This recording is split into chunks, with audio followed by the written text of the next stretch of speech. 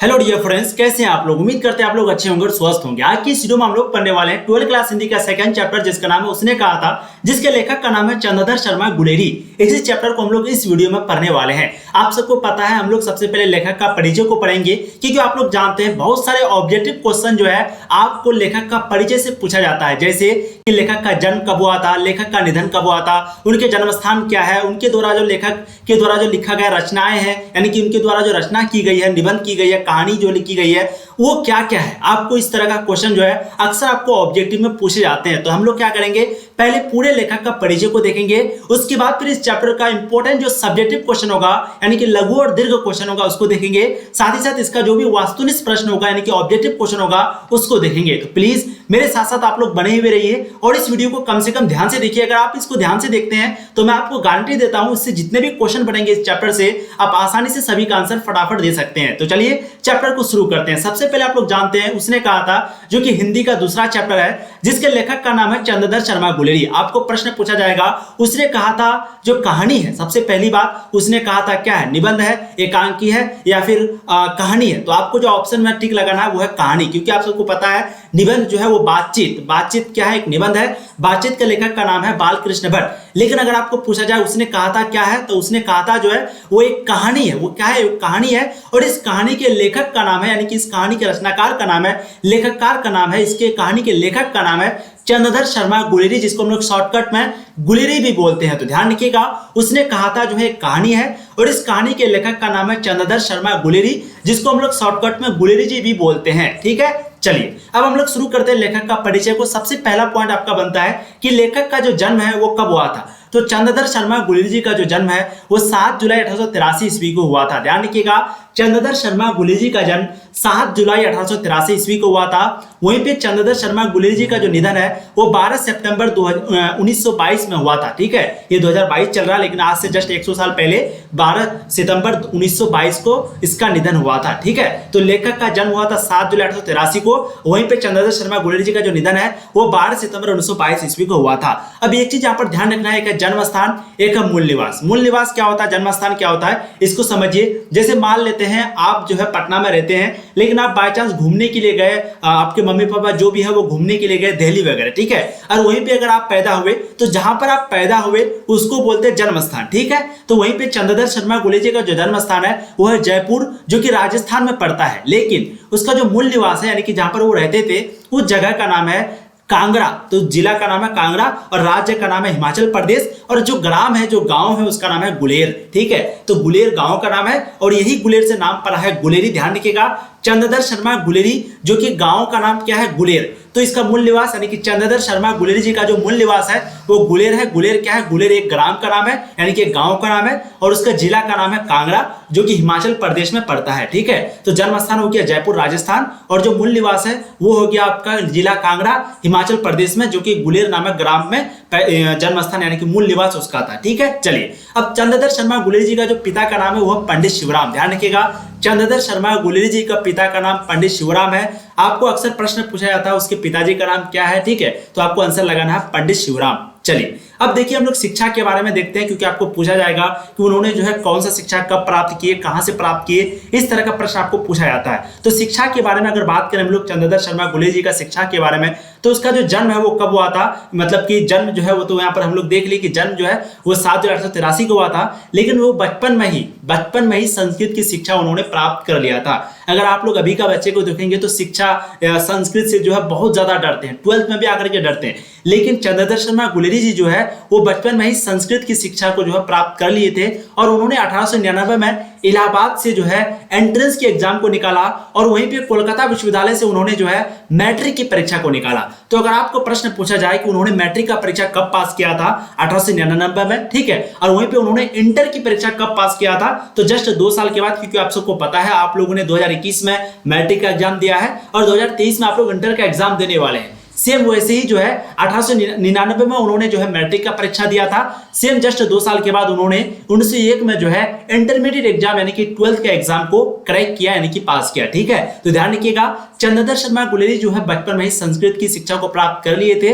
उन्होंने 1899 में कहां से अगर पूछा जाए तो उन्होंने 1899 में इलाहाबाद से, कहां से, इलाहाबाद से, ठीक है, इलाहाबाद यूनिवर्सिटी से उन्होंने एंट्रेंस के एग्जाम को क्रैक किया था, यानी कि पास किया था। और कोलकाता विश्वविद्यालय से उन्होंने मैट्रिक की परीक्षा को पास किया था, वो भी 1899 में ही किया था। और 1901 में उन्होंने कोलकाता यूनिवर्सिटी यानी कि कोलकाता विश्वविद्यालय से इंटरमीडिएट एग्जाम यानी कि 12th के एग्जाम को पास किया था। और 1903 में इलाहाबाद विश्वविद्यालय से बीए को पास किया था। तो ध्यान रखिएगा, एक मैट्रिक का एग्जाम हो गया और एंट्रेंस हो गया, वो अलग अलग जगह किए थे। और वहीं पे इंटर जो है वो किए थे कोलकाता विश्वविद्यालय से, और वहीं पे जो फिर से बीए जो है वो फिर से इलाहाबाद विश्वविद्यालय से किए थे। तो ये दोनों चीज को आपको याद रखना है, हो सके तो आप लोग स्क्रीनशॉट ले लीजिए। एक इंपॉर्टेंट अनाउंसमेंट, किसी को भी अगर किसी भी सब्जेक्ट का पीडीएफ चाहिए, किसी भी सब्जेक्ट का, अगर आपको चाहे हिस्ट्री हो, ज्योग्राफी हो, पॉलिटिकल साइंस हो, ठीक है, कोई भी अगर आपको सब्जेक्ट चाहिए, पीडीएफ चाहिए, तो आप आराम से इस नंबर पे कांटेक्ट कर सकते हैं, व्हाट्सएप मैसेज कर सकते हैं, वहां पे आपको पूरी जानकारी दी जाएगी। आपको इस नंबर पे यानी कि 7667532320, ठीक है, इस नंबर पे आपको कॉल करना है या फिर कांटेक्ट मैसेज करना है। वहां पर आपको इस चैप्टर का हिंदी का हो गया, ज्योग्राफी हो गया, पॉलिटिकल हो गया, जितने भी आपके सब्जेक्ट है क्लास 12 में, सभी का पीडीएफ आपको मिल जाएगा बिल्कुल, जब तक आपका फाइनल एग्जाम होता है तब तक। इसमें आपको VVI objective question, subjective question, notes,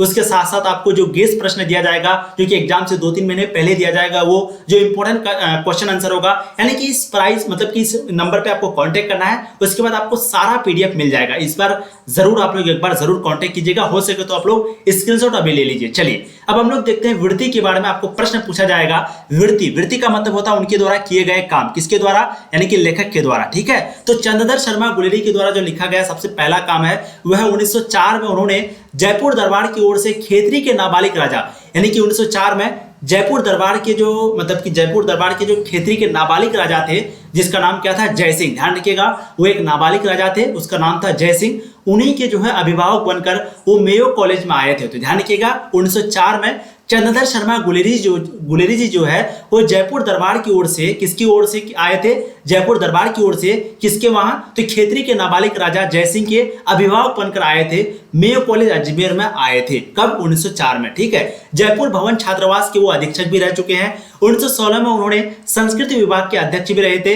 अंत में मदन मोहन मालवीय के निमंत्रण पर बनारस हिंदू विश्वविद्यालय में प्राच्य विभाग के कार्यवाहक प्राचार्य तथा मनीन्द्र चंद्र नंदी पीठ के प्रोफेसर भी रहे थे।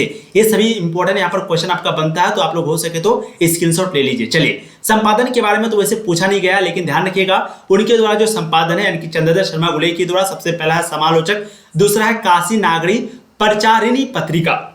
ये दोनों को आप लोग को ध्यान रखना, ठीक है। चलिए अब एक बहुत ही इंपॉर्टेंट टॉपिक आपका आ रहा है, वीवीआई टॉपिक है, जो कि रचनाएं। आपको पूछा जाएगा इनमें से कौन सी कहानी है जो कि चंद्रधर शर्मा गुलेरी के द्वारा लिखा गया है या फिर लिखा गया नहीं है। आपको पूछा जाएगा इनमें से कौन सा निबंध है जो कि चंद्रधर शर्मा गुलेरी जी का है। इस तरह का प्रश्न जो है आपको पूछा जाता है, तो प्लीज आप लोग ध्यान रखिएगा, ठीक है। हम लोग थोड़ा सा डिस्कशन करते हैं। उसने कहा था, क्योंकि देखिए मैं आपको पूरी बताऊंगा, लेकिन उसने कहा था पहले है क्या, इसको समझते हैं। देखिए ये चीज तो आपको मालूम चल गया कि उसने कहा था जो है वो एक कहानी है, और इस कहानी के जो लेखक है चंद्रधर शर्मा गुलेरी, उसी के बारे में हम लोग अभी पढ़ रहे हैं।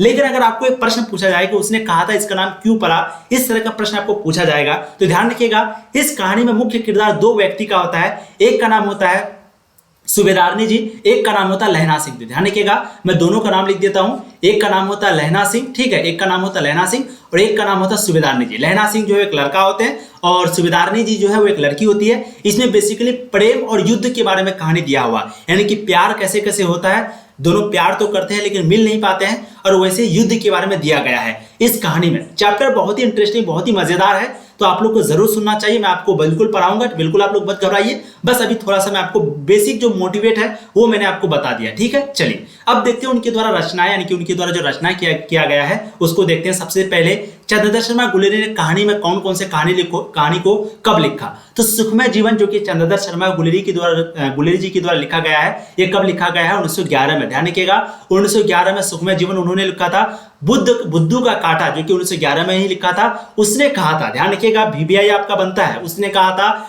चंद्रधर शर्मा गुलेरी ने कब लिखा, तो आपको राइट आंसर लगाना 1915 में, ठीक है। तो उसने कहा था 1915 में, सुखमय जीवन 1911 में, बुद्धू का कांटा 1911 में। उसके बाद प्राच्य विद्या, इतिहास, पुरातत्व, भाषा विज्ञान और समसामयिक विषयों पर उन्होंने जो है निबंध भी लिखा था। तो ध्यान रखिएगा ये सभी चीज, कहानी जो है टोटल 3, एक सुखमय जीवन, बुद्धू का कांटा उसने कहा था। सुखमय जीवन और बुद्धू का कांटा 1911, उसने कहा था 1915 में चंद्रधर शर्मा गुलेरिया ने लिखा।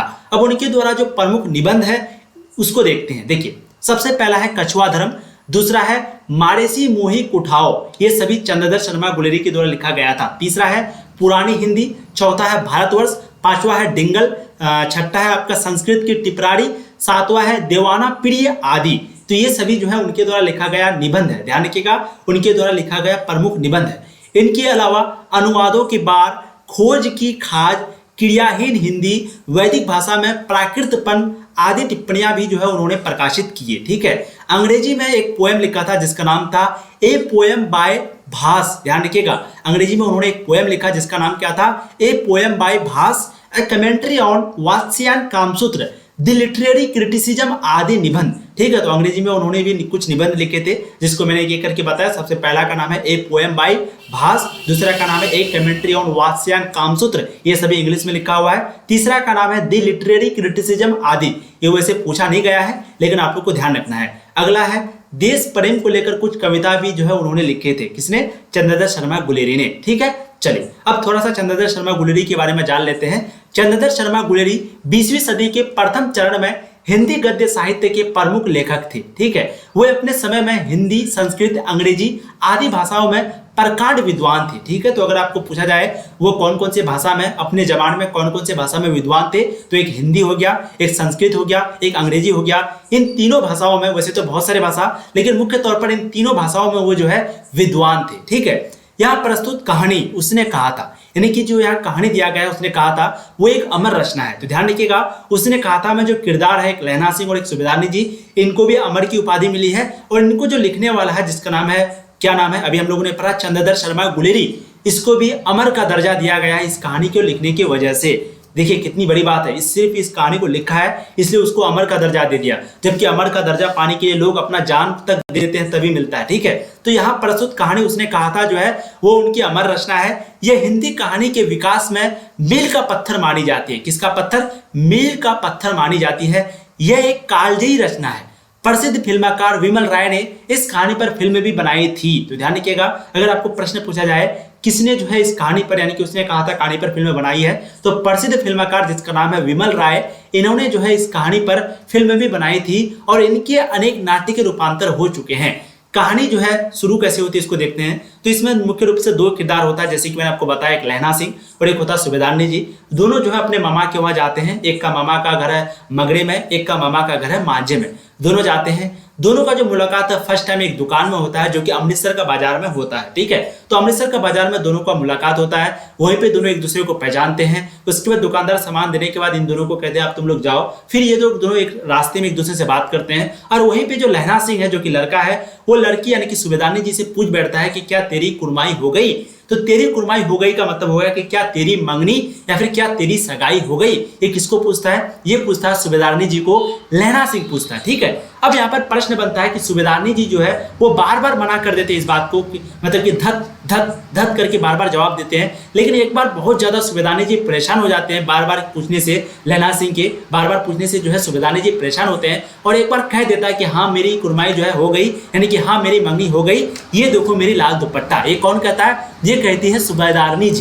जब ये सुबेदारनी जी लहना सिंह को कहते हैं कि मेरी कुर्माई हाँ हो गई, देखो मेरा दुपट्टा लटका हुआ है, कल ही हुई है। ठीक है, उसके बाद बेचारा मजनू यानी कि लहना सिंह का क्या बताएं, बहुत बुरा हाल हो जाता है। एकदम वो पागल जैसा बिहेव करने लगा था जैसे कि आम मजनू का होता है। बस वही चीज इस कहानी में दिया गया है। ये कहानी पूर्ण रूप से नहीं दिया गया है। ठीक है, और इसके बाद फिर डायरेक्ट कहानी जो है युद्ध में चला जाता है। फिर प्रथम विश्व युद्ध का युद्ध होता है, फिर वहां पे लहना सिंह चले जाते हैं। फिर सुबेदारनी जी कहते हैं कि मेरी पति को और मेरा बेटा को बचा लो। तो इसके बाद जो है लहना सिंह जो है अपने जान पे खिल करके दोनों को बचाते हैं, इनकी बाप बेटा को बचाते हैं। ये कहानी है, बहुत ही मजेदार कहानी है। ठीक है, चलिए तो देखते हैं। कहानी जो है वो अमृतसर के भीड़ भरे बाजार में शुरू होती है, जहां 12 वर्ष का लड़का जिसका नाम है लहना सिंह और 8 वर्ष की एक लड़की, आपको तो पता ही है ना, 12 वर्ष का लड़का जिसका नाम क्या है? लहना सिंह। पूछा जाएगा कि वो कितने वर्ष का था जब पहली मुलाकात हुई थी, तो 12 वर्ष का। और वो उस समय लड़की यानी कि सुबेदारनी जी कितने वर्ष के थे? 8 वर्ष के। ठीक है, इस तरह का ऑब्जेक्टिव क्वेश्चन अक्सर आपको पूछा जाता है, तो ध्यान रखना है, कोई बड़ी बात नहीं है। 12 वर्ष का लड़का था, 8 वर्ष की लड़की थी, 4 साल का डिफरेंस था। लड़का का नाम था लहना सिंह, लड़की का नाम था सुबेदारनी। ठीक है, तो दोनों जो है लहना सिंह जो है वो सुबेदारनी जी को एक तांगे से बचाता है। तांगे का मतलब आप समझ सकते हैं, पहले जो घोड़ा गाड़ी होता था, ठीक है, और या फिर बैलगाड़ी में जो ऊपर में झोपड़ी लगा देता उसी को हम लोग तांगे बोलेंगे, ठीक है। तो 12 वर्ष का लड़का था और 8 वर्ष की एक लड़की थी। उसी समय लहना सिंह जो है उसको नीचे आने से, यानी कि तांगे के नीचे आने से बचाता है। लड़का लड़की को यह पूछते हुए छोड़ता है कि क्या तेरी कुर्बानी, क्या तेरी मंगनी हो गई। लड़की जो है धत कहकर भाग जाती है। एक दिन वह धत कहकर भागने की बजाय कहती है हाँ कल हो गई, ठीक है। एक दिन क्या कहती है कि भागने की बजाय हमेशा वो भाग जाती थी धत कह के, लेकिन वो एक दिन वो क्या बोल देते कि हाँ हो गई, कल हुई, ये भी बोल देता है। देखते नहीं ये रेशम के फूलों वाला सालू, सालू का मतलब होता है दुपट्टा। तो देखते नहीं हो कि ये जो रेशम का फूल वाला जो है वो क्या है, सालू है, दुपट्टा, ये है मेरा मंगनी का पहचान। लहना सिंह जो है हद परब रह जाता है, यानी कि लहना सिंह एक प्रकार का बोल सकते हैं बेचारा पूरा नितहास, पूरा हरास, एकदम पूरे तरीके से टूट जाता है, एकदम दिल उसका टूट जाता है। इसके बाद लहना सिंह से भेंट प्रथम विश्व युद्ध के मोर्चे पर होती है और कहानी जो है यहाँ से डायरेक्ट आपका ले लिया गया है सीधा प्रथम विश्व युद्ध में। इसके बीच क्या क्या हुआ नहीं हुआ ये आपको बुक में भी नहीं मिलेगा, गूगल पे भी नहीं मिलेगा, कहीं पे नहीं मिलेगा, ठीक है। ये चीज को यहाँ पर कहा जा रहा है। तो इसके बाद जो कहानी है वो सीधा चले जाता है प्रथम विश्व युद्ध में और वह याद करता है कि छुट्टी के बाद घर से लाम पर जाते समय वह सूबेदार हजारा सिंह के घर गया था। वहां सूबेदारनी ने उसे एकांत में बुलाकर कहा था कि मेरे पति और बेटे जिसका नाम है बोधा, इसका ख्याल रखना। यह सूबेदारनी बचपन में अमृतसर में मिली वही लड़की थी।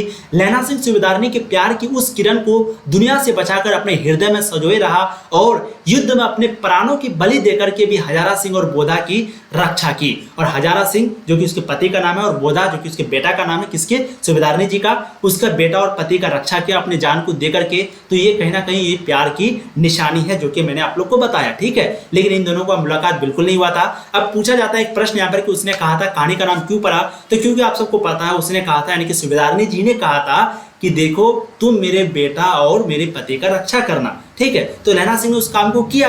अब लहना सिंह जो है किसी तीसरे आदमी से कहा कि जाओ उसको कह दो कि उसने जो कहा था, यानी कि सूबेदारनी जी जो कहा था उस काम को मैंने कर दिया, इसीलिए इस कहानी का नाम उसने कहा था पड़ा था, ठीक है। तो ध्यान रखिएगा ये चैप्टर का हम लोग बायोग्राफी को यानी कि परिचय को देख लिए। यहाँ से आपके बहुत सारे क्वेश्चन आंसर बनते हैं। इसके बाद हम लोग इस चैप्टर का जो भी ऑब्जेक्टिव क्वेश्चन बनेगा और सब्जेक्टिव क्वेश्चन बनेगा, दोनों को हम लोग देखेंगे, जो भी इंपॉर्टेंट क्वेश्चन आंसर बनेगा, ठीक है। अगर आपको पीडीएफ चाहिए तो मैं आपको बता चुका हूं, आपको सिंपली इस नंबर पे यानी कि 7667532320 इस नंबर पे आपको मैसेज करना है, वहां पर आपको सारी जानकारी दी जाएगी या फिर आप कॉल भी कर सकते हैं, ठीक है। Thank you so much. आप लोग ऐसे ही पढ़ाई करते रहिए। अब से आपकी क्लास जो है वो रेगुलर होगी, इसलिए आप लोग को घबराना नहीं है। बस आप लोग अब तैयारी में लग जाइए। 5-6 महीना आपका रह गया है, 5-6 महीना जाने में टाइम नहीं लगता है, तो प्लीज आप लोग अच्छे से ध्यान से पढ़ाई जो है अपना स्टार्ट कर दीजिए, ठीक है। Thank you so much. ऐसे ही पढ़ाई करते रहिए, चैनल को सब्सक्राइब कर दीजिए, एक बार जम करके शेयर कर दीजिए। Thank you.